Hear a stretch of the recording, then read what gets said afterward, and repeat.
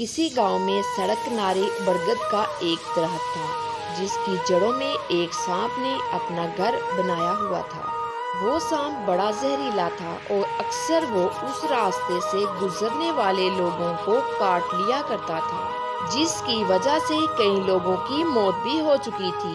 سانپ کے ڈر کی وجہ سے لوگوں نے اس راستے سے گزرنا چھوڑ دیا تھا، کوئی بھی اس درخت کے پاس نہیں جاتا تھا۔ ایک دن ایک بزرگ کا وہاں سے گزر ہوا۔ اس نے سوچا کہ اس برگد کے گھنے درخت کی چھاؤں میں بیٹھ کر تھوڑا آرام کر لوں۔ گاؤں کے لوگوں نے انہیں وہاں جانے سے روکنے کی کوشش کی۔ انہوں نے بتایا کہ اس درخت کے نیچے ایک بڑا زہریلا سانپ رہتا ہے جس کے کاٹنے سے کئی لوگوں کی موت ہو چکی ہے، اس لیے اب وہاں نہ جائیں، آپ کی جان کو خطرہ ہو سکتا ہے۔ اللہ کے نیک بندے نے کہا کہ فکر نہ کرو، میں اس سانپ سے جا کر بات کرتا ہوں۔ وہ بزرگ درخت کے نیچے پہنچے تو سانپ نکل کے سامنے آ گیا۔ بزرگ آدمی نے اس سے کہا، تم لوگوں کو کیوں کاٹتے ہو؟ انہیں کیوں تکلیف پہنچاتے ہو؟ سانپ نے جواب دیا کہ اگر میں انہیں کچھ نہ کہوں تو لوگ مجھے جان سے مار دیں گے، میں تو اپنی جان بچانے کے لیے ایسا کرتا ہوں۔ بزرگ نے کہا کہ اپنی جان بچانے کے لیے دوسروں کی جان لینا کیا اچھی بات ہے؟ ہمیں تو دوسروں سے پیار کرنا چاہیے، پیار کو پھیلاتے رہنا چاہیے۔ کسی کو تکلیف دے کر بھلا کیسے خوشی مل سکتی ہے؟ اس لیے تم لوگوں کو ڈسنا چھوڑ دو۔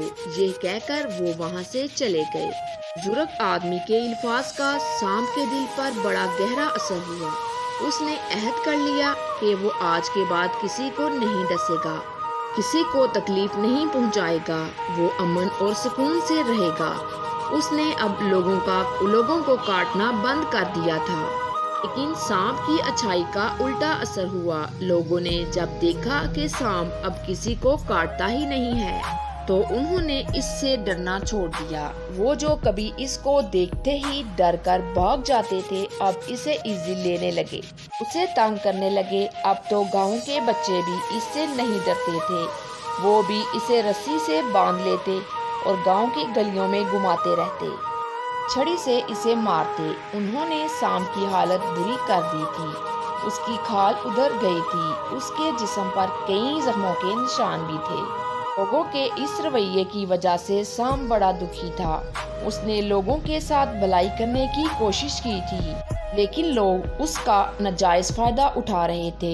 یہ اس کی زندگی کا مشکل ترین دور تھا۔ ایک دن اس بزرگ آدمی کا دوبارہ اس گاؤں سے گزر ہوا۔ وہ تھوڑا آرام کرنے کے لیے پھر اسی گھنے درخت کے نیچے آ کر بیٹھ گئے۔ وہاں انہوں نے اس سانپ کو دیکھا جس کی حالت انتہائی خراب تھی۔ وہ نیک بزرگ سانپ کی حالت دیکھ کر حیران رہ گئے۔ انہوں نے پوچھا کہ تمہیں کیا ہوا ہے؟ تمہارا اتنا برا حال کیسے ہو گیا؟ کس نے تمہیں اتنا زخمی کیا ہے؟ سانپ نے جواب دیا، آپ ہی میری اس تکلیف کی وجہ ہیں۔ آپ ہی نے تو کہا تھا کہ لوگوں کو تکلیف نہ پہنچاؤ، انہیں کاٹنا بند کر دو۔ جس دن سے میں نے لوگوں کو کاٹنا بند کر دیا ہے، ان کے ساتھ امن اور سکون کے ساتھ رہنے کی کوشش کی ہے۔ اس دن سے لوگوں نے میرے ساتھ برا سلوک کرنا شروع کر دیا ہے۔ انہوں نے میری اچھائی کا ناجائز فائدہ اٹھایا ہے۔ یہ میری خراب حالت انہوں نے ہی کی ہے۔ آپ کی بات مان کر تو میرے لیے جینا مشکل ہو گیا ہے۔ اس پر بزرگ آدمی نے کہا، میں نے تمہیں لوگوں کو ڈسنے سے ضرور منع کیا تھا، لیکن اپنا دفاع کرنے سے تو منع نہیں کیا تھا، دفاع کے لیے پھنکارنے سے تو روکا نہیں تھا۔ زندگی میں بھی اکثر اچھے لوگوں کے ساتھ یہی ہوتا ہے۔ بعض دفعہ جب ہم لوگوں کے ساتھ اچھائی کرنے کی کوشش کرتے ہیں، اسے اچھے سے پیش آتے ہیں، ان کے ساتھ بھلائی کرتے ہیں، ان کی عزت کرتے ہیں، لوگ ہمارے اس اچھے اور نرم رویے کو ناجائز فائدہ اٹھاتے ہیں، ہمارے اس رویے کو ہماری کمزوری سمجھنے لگتے ہیں۔ اس وجہ سے اچھے لوگوں کو بعض دفعہ زندگی میں بڑے مشکل حالات کا سامنا کرنا پڑتا ہے، دکھ اٹھانا پڑتا ہے۔ کسی کے ساتھ اچھائی کرنے کا مطلب اپنے آپ کو تکلیف دینا نہیں ہے۔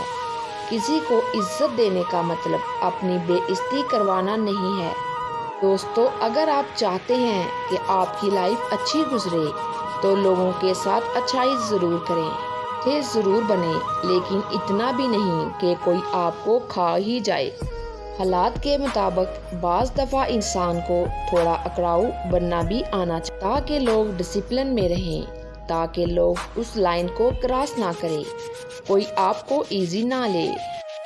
لوگوں کی بات ضرور سنو، پر اپنی آواز کو کہیں دبنے نہ دو۔ لوگوں کا بھلا ضرور کرو، پر اپنا برا کسی کو کرنے نہ دو۔ لوگوں کی جیت میں تمہارا ہاتھ ضرور ہو، پر اپنی جیت کی طرف کسی کا ہاتھ بڑھنے نہ دو۔